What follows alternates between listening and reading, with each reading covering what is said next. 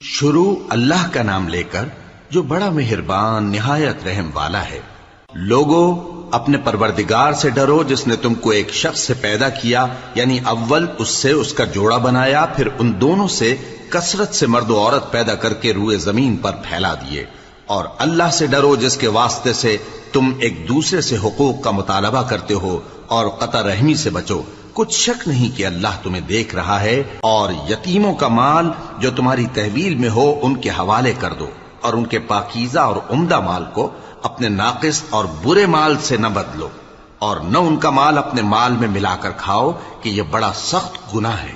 اور اگر تم کو اس بات کا خوف ہو کہ یتیم لڑکیوں کے بارے میں انصاف نہ کر سکو گے تو ان کے سوا جو عورتیں تم کو پسند ہوں، 2 یا 3 یا 4 ان سے نکاح کر لو۔